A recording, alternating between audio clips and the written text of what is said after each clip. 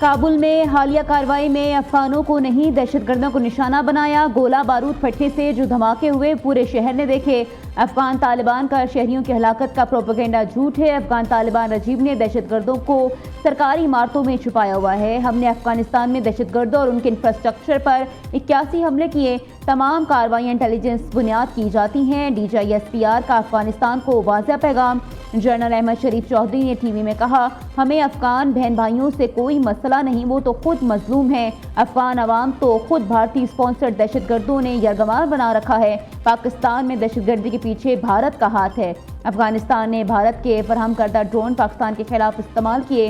طالبان منشیات کے عادی افراد کو خودکش حملوں کے لیے استعمال کرتے ہیں۔ پاکستان نے کب بات چیت سے انکار کیا؟ ہم نے تو کئی بار ان سے ہر فورم پر بات کی۔ افغان طالبان رجیم کی دنیا میں کوئی گارنٹی دینے کو تیار نہیں۔ پہلے ہم جب بات کرتے تھے تو یہ کہتے تھے صبر کر لیں، اب یہ صبر کریں۔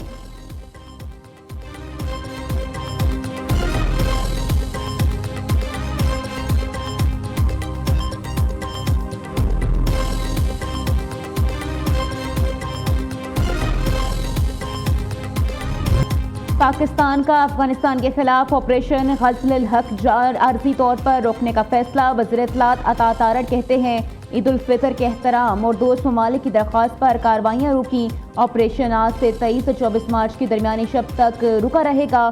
کسی بھی دہشت گردی کی صورت میں کارروائی فوری طور پر دوبارہ شروع ہو جائے گی۔ آپریشن غزل الحق میں افغان طالبان اور فتنہ الخوارج 707 دہشت گرد ہلاک، 938 زخمی ہو چکے۔ سیکیورٹی فورسز نے 255 چوکیوں کو ملیا میٹ، 44 پوسٹوں کا کنٹرول سنبھال لیا۔ سینکڑوں ٹینک، بختر بند گاڑیاں اور توپ خانہ بھی تباہ کیا گیا۔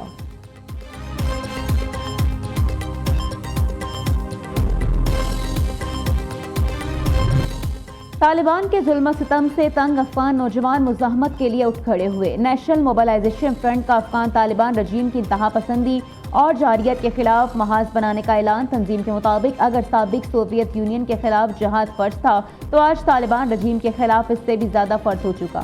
افغان طالبان عوام کے نمائندے نہیں، غاصب ہیں۔ افغانی بیٹے اور بیٹیاں دہشت گرد گروہ کے چنگل سے ملک کو بچانے کے لیے تیار ہیں۔ طالبان رجیم تاریکی اور جہالت کا گروہ، یہ سمجھ بوجھ سے آری ہیں۔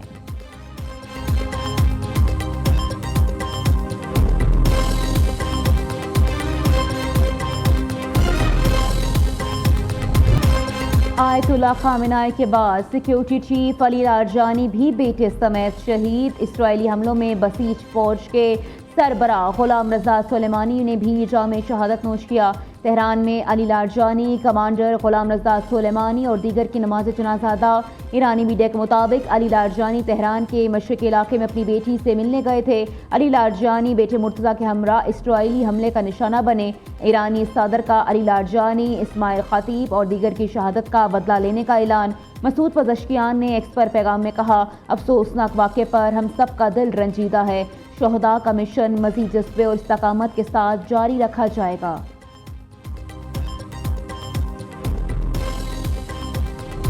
علی لارجانی کی شہادت کا بدلہ، ایران کے آپریشن وعدہ صادق 4 کی 65ویں لہر۔ اسرائیلی دارالحکومت تل ابیب پر میزائلوں کی بارش۔ اسرائیلی دفاعی نظام حملے روکنے میں ناکام رہا۔ تل ابیب دھماکوں سے گونج اٹھا، کئی مقامات پر آگ بھڑک اٹھی، متعدد گاڑیاں تباہ، عمارتوں کو بھی شدید نقصان پہنچا۔ پاسداران انقلاب کا 100 اہداف کو نشانہ بنانے اور 200 افراد کو ہلاک اور زخمی کرنے کا دعویٰ۔ قرم شہر 4، قدر، عماد اور خیبر شکن میزائل داغے گئے۔ اسرائیلی صدر ہرزوگ نے ایرانی بیلسٹک میزائلوں کو بڑا چیلنج قرار دے دیا۔ ہرزوگ نے اعتراف کیا، ایرانی میزائل موت اور تباہی لاتے ہیں۔ 6 سے 8 کلومیٹر کا دھماکہ مواد والے نئے میزائل تباہی کا سبب بن رہے ہیں۔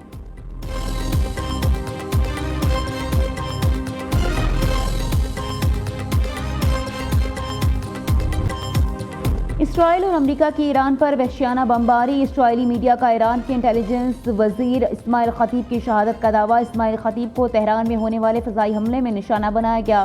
دنیا کے سب سے بڑے قدرتی گیس کے ذخیرے پر بھی حملہ۔ آف شور ساؤتھ پارس گیس فیلڈ سے منسلک قدرتی گیس تنصیبات کو نشانہ بنایا۔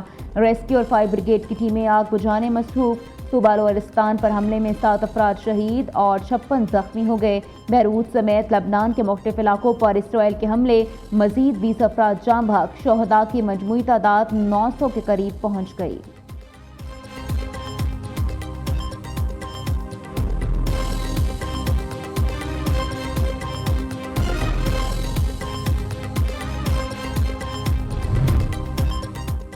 دشمن کا ایک missile Bushehr nuclear power plant کے قریب گرا. حملے میں کوئی مالی، تکنیکی یا انسانی جانی نقصان نہیں ہوا. پاور پلانٹ کے کسی حصے کو کوئی نقصان نہیں پہنچا. ایران نے انٹرنیشنل اٹامک انرجی کمیشن کو آگاہ کر دیا. دوسری جانب روس نے اسرائیل کے خلاف باضابطہ شکایت درج کرا دی. موقف اختیار کیا. اسرائیل نے بوشہر نیوکلیئر پلانٹ کے قریبی علاقوں پر حملہ کیا، جس کے باعث روسی اہلکاروں کی زندگیوں کو خطرہ لاحق ہوا.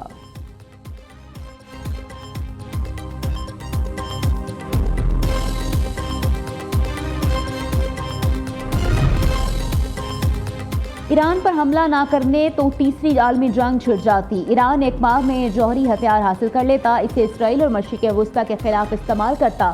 شیڈول سے بہت آگے جا رہے ہیں. علی لاریجانی کی شہادت کے بعد امریکی صدر ڈونلڈ ٹرمپ کا نیا موقف. کہا، ہم نے ایران کی فضائیہ اور نیوی کو مکمل تباہ کر دیا ہے. عالمی امن کے لیے خطرہ بننے والے برے لوگوں کی ایٹمی کوششوں کو ناکام بنا دیا. امریکہ کو مشرق وسطیٰ سے بڑی حمایت حاصل رہی، نیٹو سے نہیں. ہم بھی اب نیٹو ممالک کی مدد کی کوئی ضرورت نہیں رہی. فرانس کے صدر میکرون جلد عہدے سے فارغ ہو جائیں گے.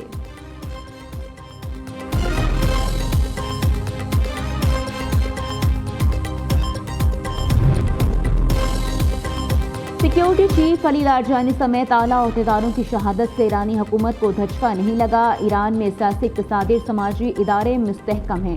ہر شخص کا کردار اہم، لیکن سیاسی نظام کی مضبوطی سب سے ضروری ہے.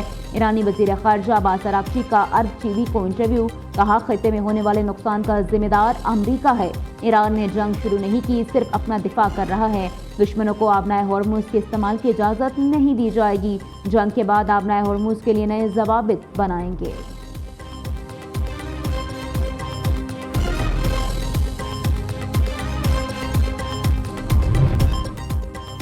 جنگ زدہ ایران کو امدادی سامان کی ترسیل شروع. آذربائیجان نے 82 ٹن امدادی سامان ایران بھجوا دیا. ادویات، میڈیکل آلات اور دیگر اشیاء شامل تاجکستان سے بھی 110 ٹرکوں پر مشتمل 610 ٹن امدادی سامان کا قافلہ ایران روانہ. اشیاء قرنوش، ادویات، کپڑے، خیمے، تعمیراتی سامان اور دیگر ضروری اشیاء شامل ہیں. وزیراعظم شہباز شریف اور کویت کے ولی عہد کے درمیان ٹیلی فونک رابطہ. شہباز شریف کی کویت پر حملوں کی مذمت، یکجہتی اور حمایت کا اظہار. تمام اختلافات کو مذاکرات کے ذریعے حل کرنے پر زور. وزیراعظم کو عمان کے سلطان حیثم بن طارق کا فون. دونوں رہنماؤں نے دیرینہ برادرانہ تعلقات کو مزید مضبوط بنانے کے عزم کا اعادہ کیا.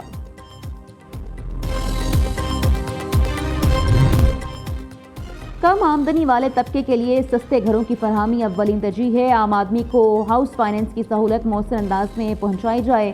وزیراعظم کی وزارت ہاؤسنگ اینڈ ورکس کو ہدایت. شہباز شریف کی زیر صدارت پاکستان ریلوے اسٹیئرنگ کمیٹی کا اجلاس بھی ہوا. کہا، ایندھن کی بچت کے لیے مال بردار میں ریلوے کا استعمال ناگزیر ہے. ریلوے انفراسٹرکچر کی جدید بنیادوں پر تعمیر نو اور فریٹ سروسز کو اپ گریڈ کیا جائے. وزیراعظم کا رمضان پیکج کے تحت شفاف اور ادائیگیوں پر متعلقہ خراج تحسین BISP کی تمام ادائیگیاں سوشل پروٹیکشن والیٹس کے ذریعے بھی یقینی بنانے کا حکم.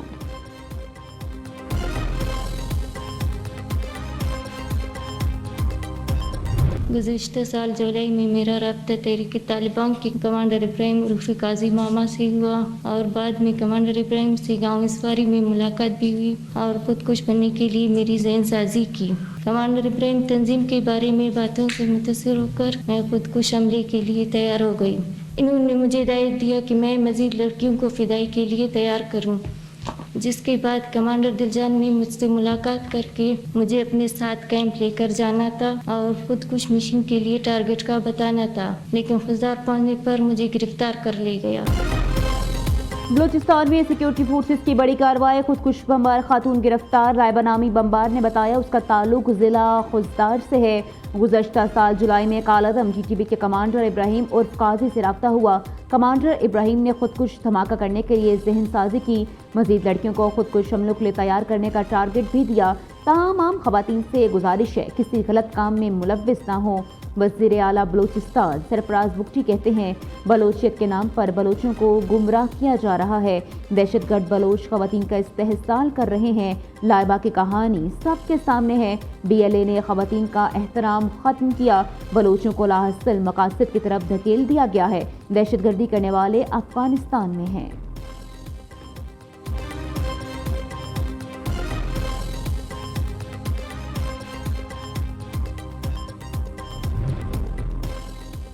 वज़ीर आला पंजाब से लाहौर में नए तायुनात। चीन के कौंसल जनरल की मुलाकात। मरीम नवाज ने नए कौंसल जनरल को लाहौर में तायुनाती पर मुबारकबाद दी। दौरा चीन की दावत शुक्रिया के साथ कबूल कर ली।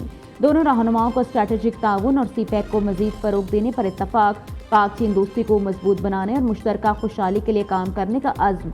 वज़ीर आला ने कहा पंजाब इक्तिसादी जोन्स को चीनी सरमायाकारी के लिए सनती गेट बेस के तौर पर डिज़ाइन किया। पंजाब चीन के साथ सब्ज़ तरक्की और एडवांस मैन्युफैक्चरिंग में ताउन का ख़्वाहां है।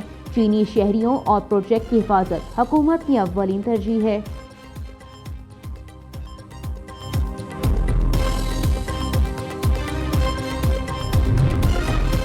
बानी PTI का अडयाला जेल में तिबी मुआयना मुकम्मल। मेडिकल टीम रिपोर्ट मुरतब करके कमिश्नर इस्लामाबाद को पेश करेगी। बानी PTI को अस्पताल मुंतकिल करने या ना करने से मुतालिक सिफारिशात भी देगी। ज़राए के मुताबिक मेडिकल टीम को जेल अस्पताल के तिबी अमले का ताउन हासिल रहा। ईद में सिर्फ 2 दिन बाकी। बाजारों की गहमा गहमी उरूज पर। बच्चे बड़े और ख़वातीन शॉपिंग में मगन। शॉपिंग मॉल्स में तलहड़ने की भी जगह ना रही। ख़वातीन का ज्वेलरी के स्टॉल्स पर खिड़की तोड़ रश। मर्द हज़रात मलबूसात और जूतों की खरीदारी में मसरूफ। ईद अपनों के साथ मनाने के लिए परदेसियों के आबाई इलाकों को रवानगी जारी। लारी अड्डों और रेलवे स्टेशन पर रश।